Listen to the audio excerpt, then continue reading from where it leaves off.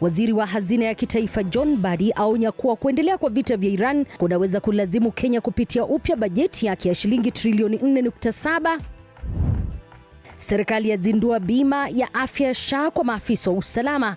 Waziri wa afya Eden Duale asema hata viongozi wa zamani wanahudumiwa chini ya mpango huo. Waziri mwenye mamlaka makuu Musalia Mudavadi afichua kuwa Wakenya 16 hawajulikani walipo, 38 wakilazwa hospitalini katika vita vya Urusi na Ukraine. Na Rais William Ruto asisitiza anaendelea kupata uungwaji mkono mkubwa katika eneo la Mlima Kenya akiwa ziarani Nyeri, ngome ya aliyekuwa naibu wa rais Rigathi Gachagua.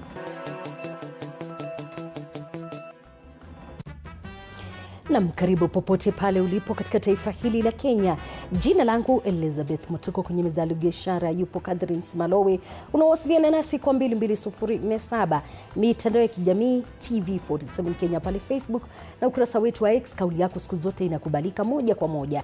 Ni kwamba viongozi wa upinzani wakiwemo aliyekuwa naibu wa rais Rigathi Gachagua, kiongozi wa chama cha Wiper Kalonzo Musyoka na kiongozi wa DAP-K Eugene Wamalwa hii leo wamekashifu vikali serikali ya Kenya Kwanza kwa madai ya ukatili baada ya kutembelea wafanyabiashara katika soko la Gikomba kufuatia ubomoaji wa usiku wa Jumanne uliosababisha mamia ya biashara kuharibiwa. Ubomoaji huo ulitangazwa hapo jana na makataa yaliyowekwa kuisha, huku hatua hiyo ya ubomoaji ikiwa ni mojawapo ya hatua za kuboresha soko hilo na kuepusha makali ya mafuriko kutokana na ukaribu wa soko hilo na mto Nairobi. Viongozi wa upinzani wameikosoa vikali serikali wakisema imewasaliti wafanyabiashara ambao awali walikuwa wameahidiwa hati miliki za soko hilo, wakiongeza kuwa ubomoaji huo unadhoofisha imani kwa ahadi za serikali. Wewe Kasongo, tukitafuta serikali tuliambia Wakenya hawatabomolewa usiku na hakuna Mkenya atabomolewa bila kuoneshwa pahali ya kwenda. Kwa nini unabomolea watu ya Gikomba usiku wa manane kama watu wanalala? Ruto alisema bottom up, pesa mfukoni. Kuna pesa mfuko wenu? Aliweka pesa mfuko wenu? Si hapo mnakuja kutafuta pesa? Si mnakuja kutafuta unga? Badala ya kuweka pesa mfuko wenu, hakuambia ni mfuko wa nani. Pesa yote sasa inaingia mfuko wa Kasongo. Viongozi wa upinzani walilaani wanachokitaja kama kukiukwa kwa amri ya mahakama ya awali ya kusitisha ubomoaji huo, wakishutumu serikali kwa kupuuza maagizo ya mahakama. Hii ni court order. Hii hapa ni court order kusema watu wa Gikomba wasibomolewe manyumba yao na mahali ya biashara, lakini Ruto akaleta usiku wa manane mabuldoza na kuharibu mali ya umma. Hawa watu maskini, hao mahasola ndio walikufanya ukakuwa rais. Umefika pale, umeshikana na madynasty, umeshikana na matajiri, unaumiza watu ya kawaida. Na mimi nakwambia Kasongo, kama unataka vita, hapana pigana na maskini. Mtu ya kupigana na yeye ni Rigiji, kijana ya Maumau. Huyo ndio mtu ya rika yako. Umedai pia kuwepo kwa mpango wa kushawishi wawakilishi wade kwa Mlungula ili kuunga mkono ubomoaji zaidi katika Gikomba na masoko mengine ya Nairobi, wakisisitiza kuwa hatua kama hizo zinahadaa uwajibikaji wa kidemokrasia na kuongeza changamoto za wafanyabiashara wa kawaida. Leo Amerika imesema hawafanyi biashara na Kenya sababu ya ufisadi. Kenya has been listed as the home of corruption. Kenya has become the hotbed of graft. Na sisi tunasema wafisadi waende wasiende. Ziara hiyo inajiri huku ghadhabu ya umma ikiongezeka kufuatia ubomoaji huo, ambapo baadhi ya wafanyabiashara wanataka fidia na kulindwa kwa riziki zao. Viongozi wa upinzani wameapa kuendelea kushinikiza haki, wakisisitiza kuwa haki za jamii zilizo hatarini lazima ziheshimiwe na kulindwa. Asante sana Stanley Nyaringita kwa taarifa hiyo. Na shirika la kimataifa la UNFPA limeshirikiana na wakfu wa Britam na kuzindua mradi wa Lea Mama unaopania kupunguza idadi ya vifo vya akina mama wanapojifungua pamoja na vifo vya watoto wachanga. Mradi huo unalenga akina mama 10,000 kutoka kaunti ya Nairobi na Kwale na utawezesha akina mama wanapojifungua kupokea huduma kabla, wakati wa kujifungua. Na hayo ni baadhi ya yale ambayo wakfu huo unapania. Mwanahabari wetu wa masuala ya afya Elizabeth Atieno alihudhuria mkao huo na kutuandalia taarifa ifuatayo. Kila siku taifa la Kenya linapoteza akina mama 15 wanapojifungua na watoto 92 wanaozaliwa. Cha kushangaza ni kuwa zaidi ya 80% ya vifo hivi vimenakiliwa hospitalini kufuatia kucheleweshwa kwa huduma za afya. Ijapokuwa idadi ya vifo vya akina mama wakati wa kujifungua imepungua kutoka vifo 590 kwa kila wanawake 100,000 wanaozaa mwaka wa 1998 mpaka vifo 355 kwa kila wanawake 100,000 wanaozaa mwaka huu, bado Kenya inafaa kujizatiti zaidi kusuluhisha swala hili. Eventually, when women come to deliver, we are still having about 5,000 maternal deaths every year. The counties also that have very high maternal mortality rate have very low uptake of family planning. They have poor health infrastructure. They have very few healthcare workers. Kaunti ya Garissa inaongoza kwa vifo 641 za kina mama wanaojifungua kila mwaka, huku kaunti ya Nyeri ikipiga hatua kwa kunakili vifo 67 pekee na kupiku lengo la ulimwengu la kupunguza vifo hivyo hadi 70. Nyeri is among the counties in our country that has the highest what is called modern contraceptive prevalence rate. So when you have a high modern contraceptive prevalence rate, you cut out on unplanned pregnancies. You see, unplanned pregnancies is the foundation for many abortions, and abortions account for up to 30% of maternal deaths in our country. Sharon Amorega anampakata mwanaye wa kwanza. Uso wake umejaa tabasamu anapokumbuka alivyotoka katika wadi ya kujifungua akiwa mzima na buheri wa afya. Anatuarifu kuwa alianza kupokea huduma za kliniki akiwa na mimba ya wiki 7. Nimetembea na daktari wangu hadi wakati nilifika miezi 7 nikiwa mjamzito. Akagundua nina HB chini sana. So nikakuwa admitted, nikapewa damu, ika boost my HB up to 11. Then nikapata mtoto after like a week. That was 34 weeks. So she's a premature baby.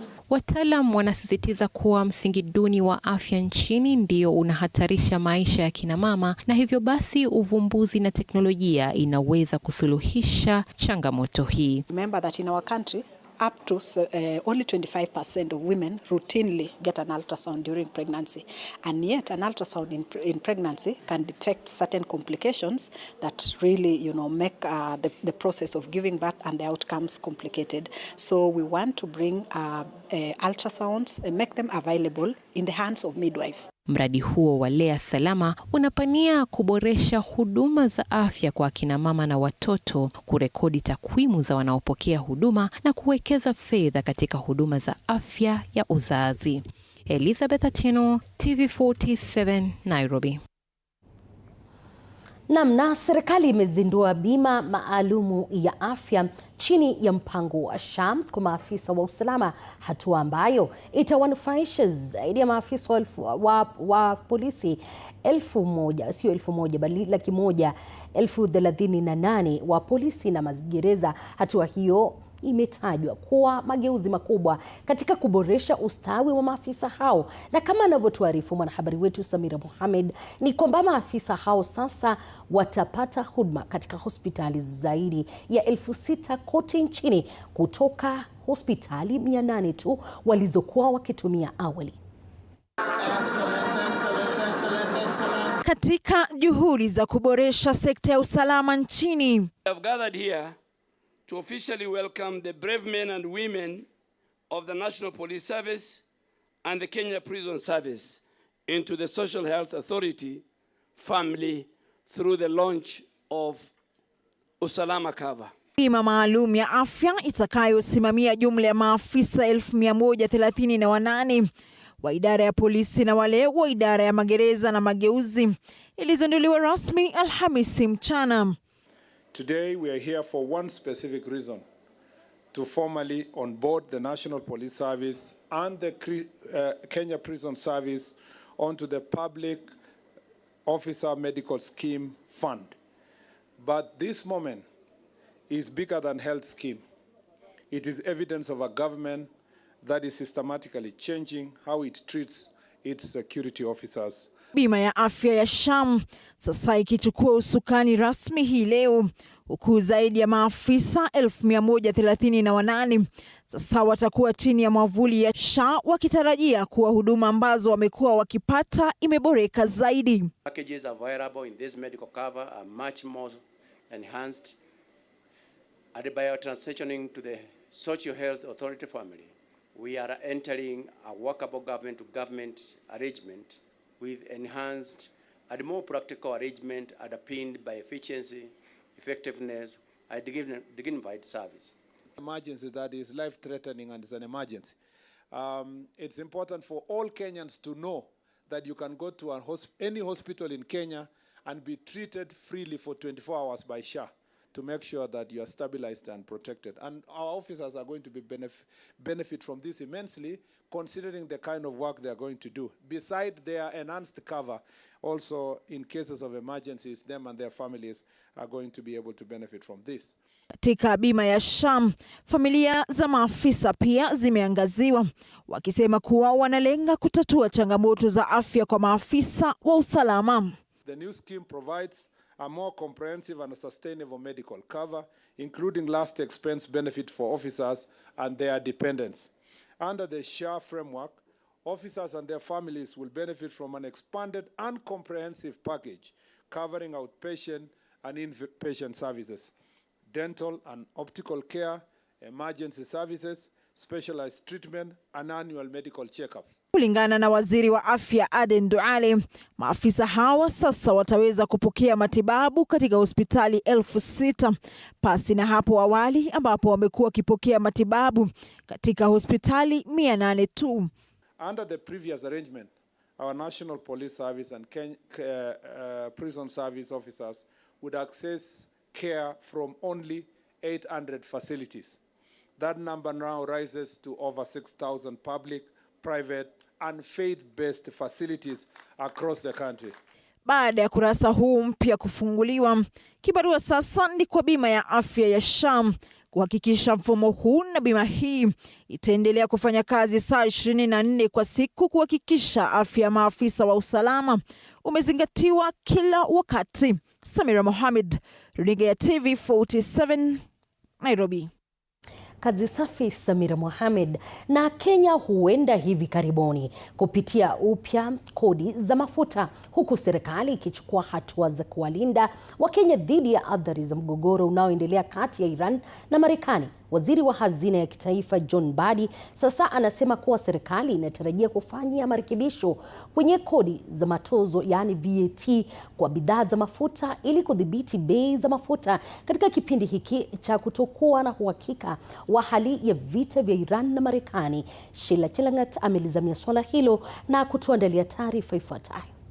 Licha ya hofu ya kupanda kwa bei za mafuta, serikali inasisitiza kuwa hakutakuwa na ongezeko la haraka, huku akiba iliyopo sasa ikitarajiwa kuitosha nchi katika wiki zijazo. Import for May and June are likely to reflect higher global prices, posing a significant risk of further increases in domestic pump prices with attendant inflationary and fiscal pressures. Hadi mwisho wa mwezi wa Machi, Kenya ilikuwa na akiba ya siku 16 za petroli, siku 19 za dizeli na takriban siku 49 za mafuta ya ndege na mafuta ya taa. Actually, the ones we have G2G arrangements with are actually loading in other areas that are not affected like Europe and India.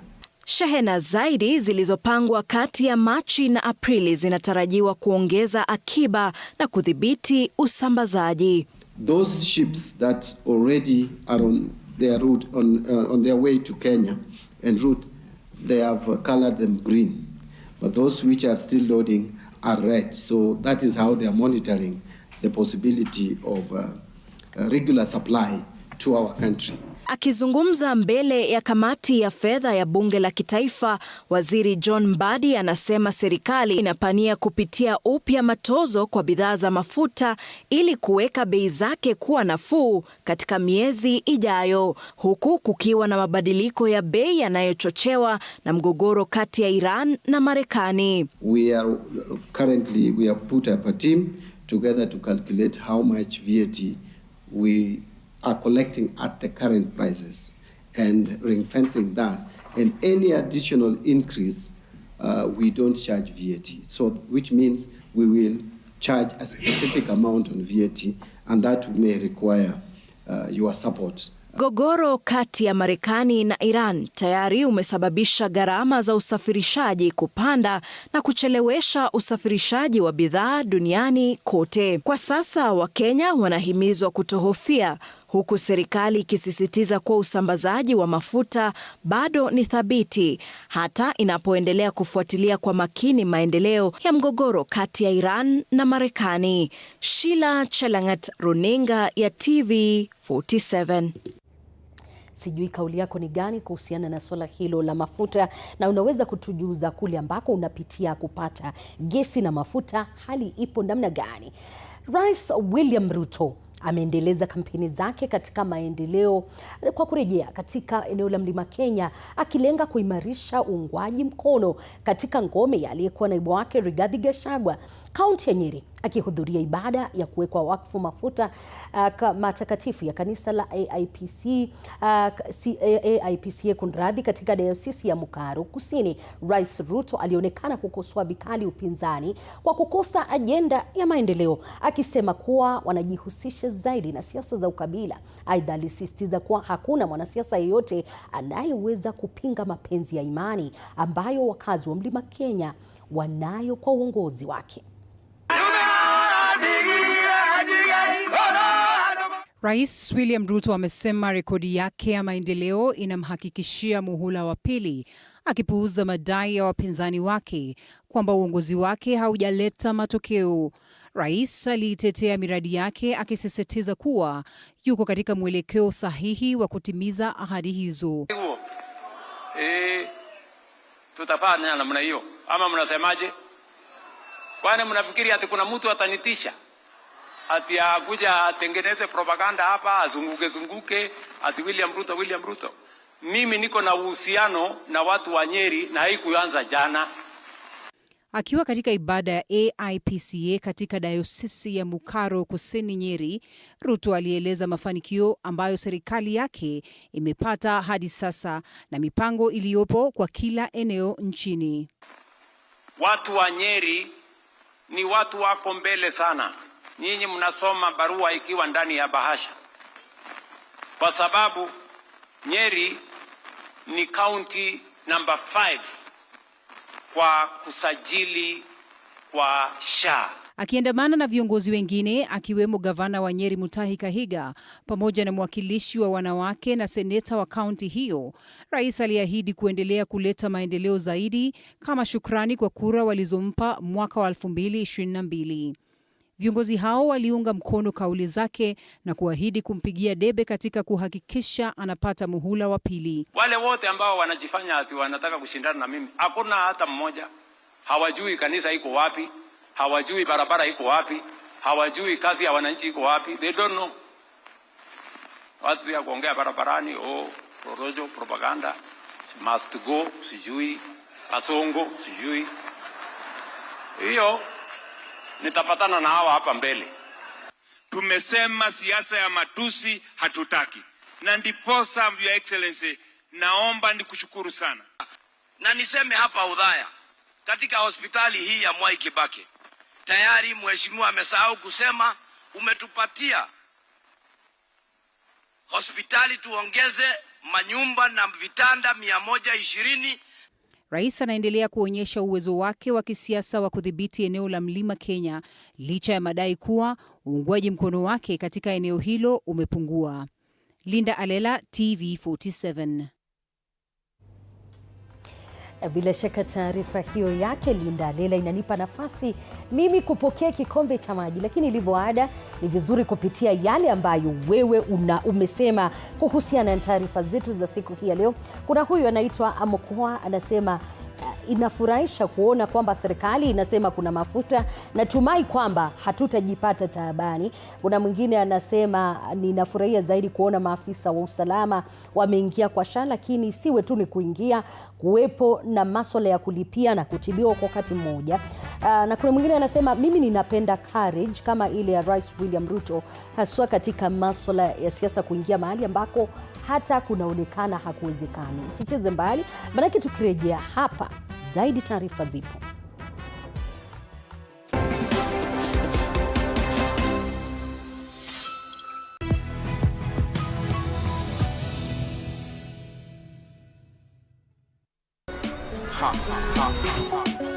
Sikia, ni juicy. Flavor zote tamu tena fruity. Yummy na flow kama maji, juu ni tamu kama sali. Ni juicy. Are you bored? Kuna vitu zinakuudhi, usijali my bro, hebu kama taka juicy juni. What does I See a Lion mean to you? I See a Lion to me is a trusted investment partner. I normally say on my retirement I want to do what I love. Now that is only possible if you have passive income. And passive income can be in very many ways. There are people who do many things. But pension is a very safe investment in the sense, if you look over the years, most of the pension schemes are able to give returns above inflation rate. You are enjoying up to your retirement. Yes. You're planning for a future that is quite far. What makes you do this? I go back to what I saw my father did. Mm-hmm. He always had an insurance cover. Mm-hmm. And when he retired, he did not burden us.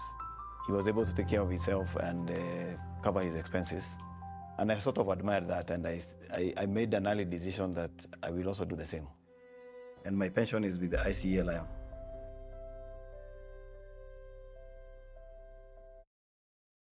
Refisha ushinde! Open and save in your KCB Gold Savings account and win! 500K can hit your MMF anytime!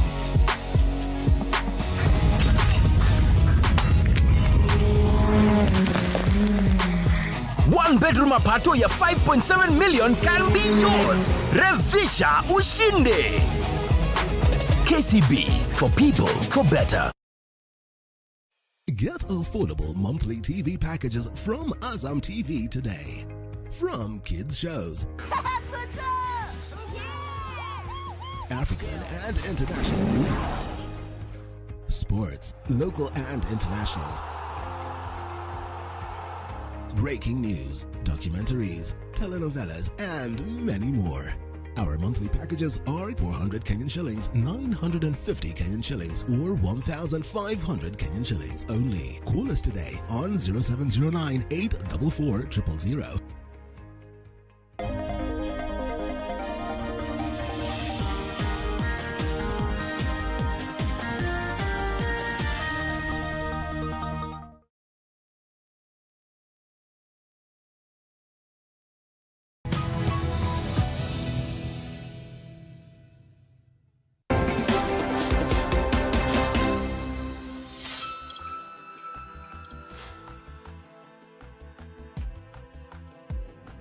Karibu mara tena. Shughuli za usafiri zilitatizwa kwa muda katika eneo ama kwenye barabara kuu ya Nakuru Nairobi, eneo la Naivasha, baada ya kundi la vijana wanaotafuta ajira kufunga barabara hiyo wakilalamikia kukosa ajira katika mradi wa ujenzi wa barabara unaoendelea katika eneo hilo. Mwandishi wetu wa eneo hilo Willis Dennis Njiru amefuatilia hilo na kutuandalia taarifa ifuatayo. Hii ni mara ya pili ndani ya kipindi cha chini ya wiki mbili kwa maandamano kama haya kushuhudiwa, huku wakazi wakidai kuwa kuna ukiukaji wa sheria inayotoa 70% ya ajira kutolewa kwa wenyeji wa eneo husika. Kikuja kuna list wa inaandikwa ati inapelekwa, alafu hatuajiriwi. Kila siku uanga kuna kuja watu wengine huku wakeni, ati tunaambiwa tulete CV. CV kupanga tu mahali hapa kutoka kuleta hapa inahitaji certificate kani. Hatuna pesa ya kuhangana. Mtu aliye njaa hawezi kuja kuombe kazi, umwambie kupe pesa umupe kazi. Nani hiyo ni kusema namna gani? Baada ya tupewe kazi tumeandikwa hapa mafundi, hatupati kazi. Watu 100 wameandikwa hapa hivi lakini si wa huku. Watu 10 hapo ndo wa huku tu peke yao. Kwa upande wake, usimamizi wa mradi huo umeelezea kuwa ujenzi bado uko katika hatua za awali. Naibu kamishna wa kaunti ndogo ya Naivasha, Josiah Odongo, alionya vikali dhidi ya vitendo vinavyoweza kuvuruga shughuli za ujenzi. Those who are looking for political positions, please, I must warn you, keep away from government projects. Again, it is my responsibility to ensure that any company that comes to Naivasha here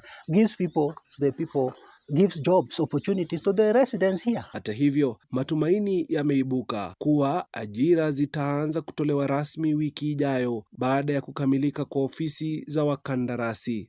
Those positions will be declared either directly through the media or through the office of the chief. All those channels will be used to make sure we declare positions that are there and we ask people to apply, and let me tell you, they will be interviewed. Wakati huo huo, Rais William Ruto aliahidi kukamilika kwa barabara ya Rironi Mau Summit ifikiapo mwezi Agosti. Akizungumza wikendi iliyopita mjini Naivasha, barabara ya kutoka pale Rironi iende mpaka Mau Summit. Hiyo barabara inaendelea kujengwa saa hizi. Na kufika mwezi wa 8. Mwezi wa 8 si mbali. Si ndio? Kufika mwezi wa 8 hiyo barabara tutakuwa tumefungua, itakuwa imefika hapa Naivasha. Itakuwa complete. Willy Dennis Njiru, TV47.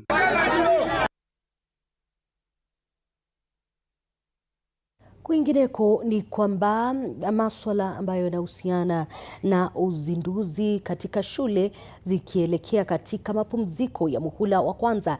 Leo Alhamisi hapa jijini Nairobi, taasisi inayokuza mtaala nchini KICD kwa ushirikiano na Mizizi Elimu Afrika imezindua rasmi mpango wa elimu mipango ya elimu inayoangazia zaidi maadili. Mpango huu unalenga kuimarisha malezi, tabia njema na kuingiza maadili zaidi katika mtaala wa masomo darasani na shughuli za ziada. Hatua hiyo inatarajiwa kuchangia katika kujenga kizazi chenye uwajibikaji na maadili bora humu nchini. Hafla hii imewaleta pamoja wadau wa sekta mbalimbali na katika sekta ya elimu, maafisa wa serikali pamoja na wanahabari kuashiria zaidi uzinduzi wa kitaifa wa mpango huo unaolenga kulea wanafunzi wenye uwajibikaji zaidi.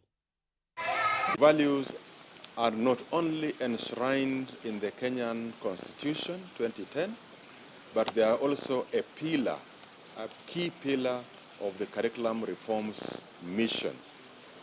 And in education, our feeling is that if we produce professionals, we produce experts, but who miss on values, then we are not doing justice to our country. Mizizi Elimu, which sponsored, funded, and also offered technical expertise in the process of implementation to this. Going forward, we are now going to roll out the program in the entire country. We are calling upon all people, all stakeholders to play their roles, because educating a child, especially to have the desired values, is something that requires collective effort and input.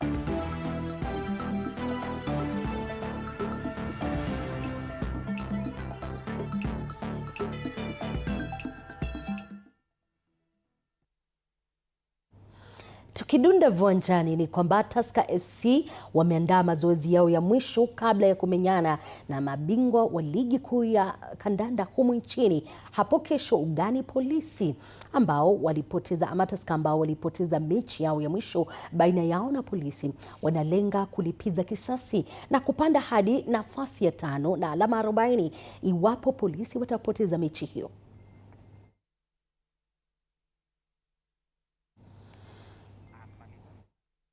Namna bila shaka mpenzi mtazamaji, kufikia hapo nakamilisha habari za spoti hapo, lakini hatujamaliza kabisa.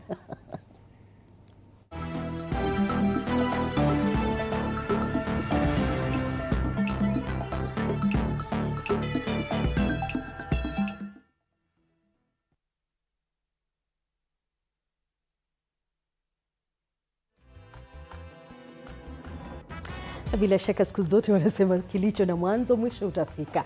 Kufikia hapo, mimi Elizabeth Mutuku na mwenzangu kwenye meza ya lugha ya ishara Catherine Malowe tunakamilishia hapo, lakini saa 3 atakuwepo hapa ambaye ni Stanley Nyaringita kukujuza mengi kuhusiana na yale ambayo yanaendelea katika taifa hili. Hivyo basi usicheze mbali. Zaidi nimeona atakuwa akiangazia masuala ambayo yanahusiana na masuala ya tabia nchi na masuala ya mazingira, akizungumza moja kwa moja na balozi wa taifa la Azerbaijan moja kwa moja. Hivyo kuna mengi ambayo unaweza kujifunza na unaweza kufahamu kupitia kipindi hicho. Basi usikose. Kwaheri kwa sasa.